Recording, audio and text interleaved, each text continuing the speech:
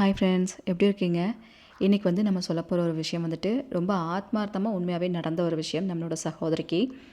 அதாவது ஒரு விஷயம் நடக்கறதுக்கு முன்னாடியே அது கண்ணு முன்னாடி எப்படி காமிக்குது அப்படிங்கிறது தெரில. ஆனால் அது உண்மையாகவே நடந்துருச்சு.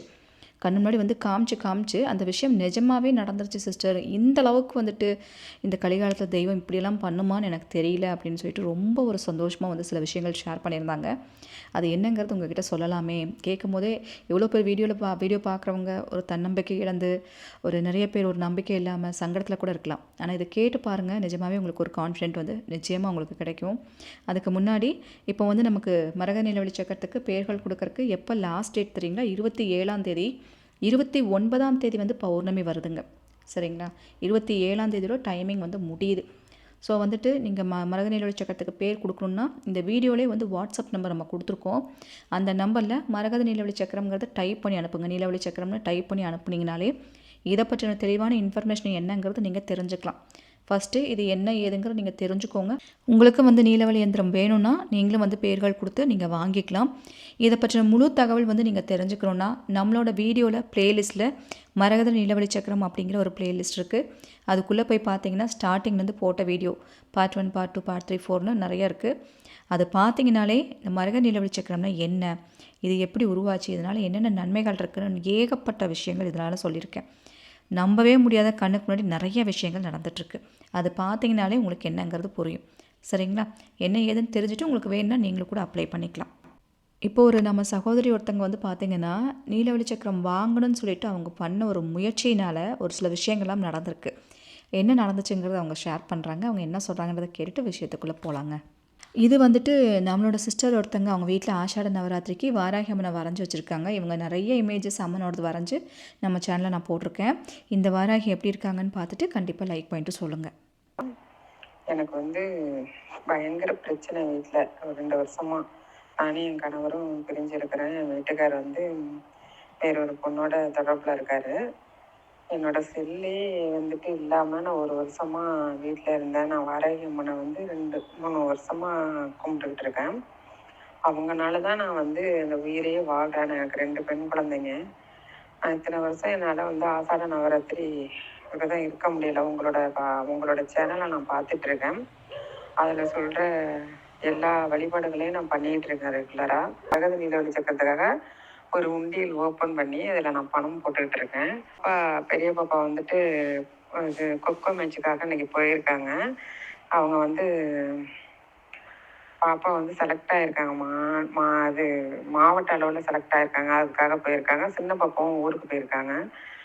நான் போய் வாசலில் உட்காந்துட்டு என் கண்ணில் காட்சியே தர மாட்டேங்கிறே அப்படின்னு நினச்சிட்டு இன்றைக்கி மத்தியானத்துலேருந்து நினச்சிட்டு வாசலில் இன்றைக்கி ஈவினிங் போல் போய் உட்காந்துருந்துட்டு அப்படியே நான் வெளியில் போய் தெருவில் சிஸ்டர் நாங்கள் பக்கத்தில் இருக்கவங்கள்ட்ட எல்லாம் பேசிக்கிட்டு இருந்தேன். எங்கள் வீட்டில் பிரச்சனை நடந்துகிட்டு இருக்கு. என் வீட்டுக்கார் ரொம்ப பிரச்சனை பண்ணிகிட்டு இருக்காரு. அந்த பொண்ணோட தான் இருப்பேன் அப்படின்னு. அவ்வளோ பிரச்சனையாக இருக்குது. என்னை இருக்கவே விடக்கூடாதுங்கிற அளவுக்கு பிளாக் மேஜிக்லாம் பண்ணி வச்சுருக்காங்க. என்னால் வாழவே முடியல. அவ்வளோ பிரச்சனை. என் வீட்டுக்காரோட அம்மா, அவங்க அண்ணி அவங்களுமே ரொம்ப பிரச்சனை பண்ணி இருப்போமா வாழ்வோமாங்கிற சூழ்நிலையில தான் நான் வாழ்ந்துட்டு இருக்கேன். கடவுள் வாராகி அம்மானால தான் நான் எங்கே போனாலுமே அந்த அம்மாவோட உருவம், அந்த அம்மாவோட ஆட்டோவில் பார்த்தோம்னா ஏதாவது ஒரு ஆட்டோவில் பார்த்தோம்னா நான் இருக்கேன், வாராகி நான் இருக்கேன் அப்படிங்கிற மாதிரி வரும். அந்த அம்மா எங்கே போனாலுமே அந்த ஃபோட்டோ பார்ப்பேன். ஏதாவது ஒரு ரூபத்தில் எனக்கு வந்துடுவாங்க.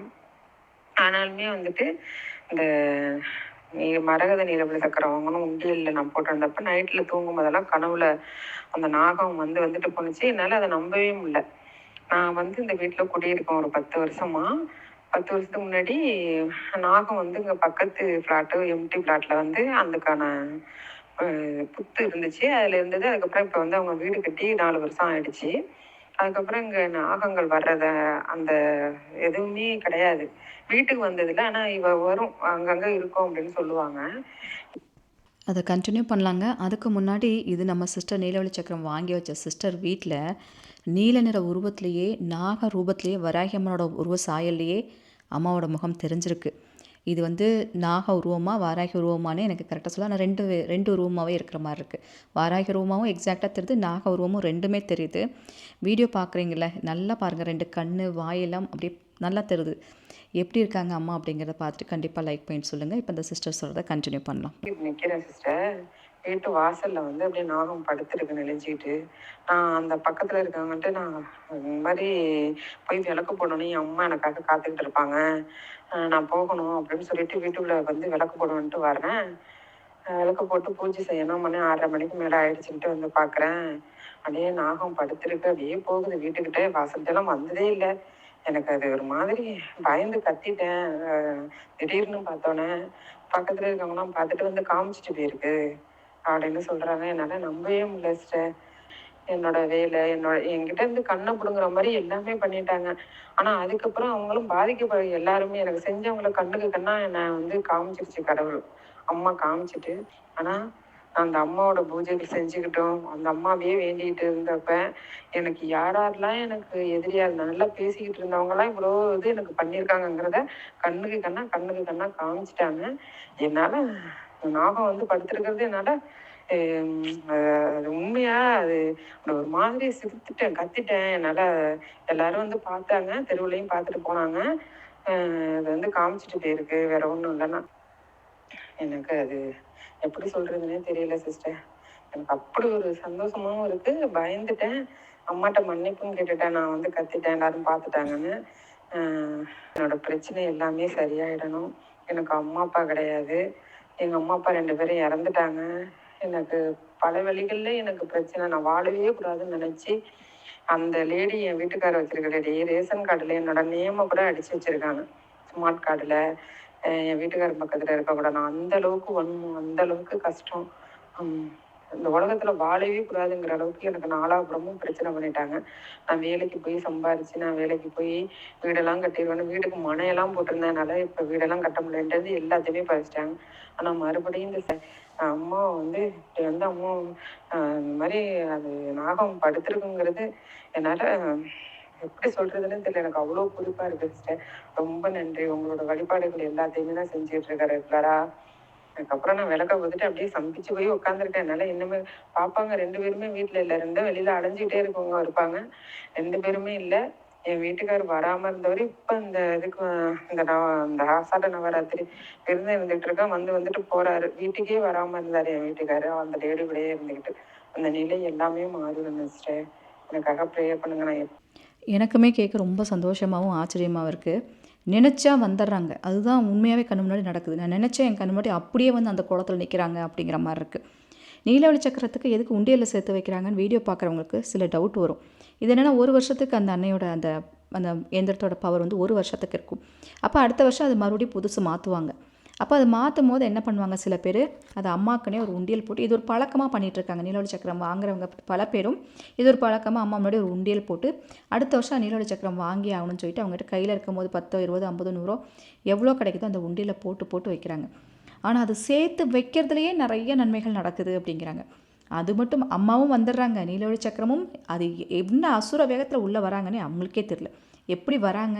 நான் எடுத்து ஒரு 2 வாட்டி தான் சிஸ்டர் போட்டேன். ஆனால் எப்படியோ அம்மா வந்துட்டாங்க. என்னை வாங்க வச்சுட்டாங்க. நான் வாங்கிட்டேன். அம்மா வந்துட்டாங்க. என்னால் அவங்களை தடுத்து நிறுத்தவே முடியாத அளவுக்கு அவங்க உள்ளே வராங்க அப்படிங்கிறது நல்லா தெரியுதுன்னு சொல்கிறீங்க. இன்னொரு விஷயம், சேர்க்க பல வகையான நல்ல விஷயங்களும் சேர்ந்துட்டே வருது அவங்களுக்கு. இந்த சிஸ்டர் சொன்னதை நீங்கள் கேட்டிருப்பீங்க. அவங்க வாழவே கூடாதுன்னு எவ்வளோ கெடுதல் பண்ணுறாங்க. ஆனால் அவங்க கணவர் இப்போ வீட்டுக்கு மறுபடியும் வந்துட்டு போயிட்டுருக்காரு. அவங்க கணவர் அவங்க கூடயே நிரந்தரமாக சேர்ந்து வாழணும்னு நம்ம அத்தனை பேர்த்தையோட பிரார்த்தனைகளும் அவங்களுக்கு கை கொடுக்கணும். அதனால் அத்தனை பேரும் பிரார்த்தனை பண்ணிக்கோங்க.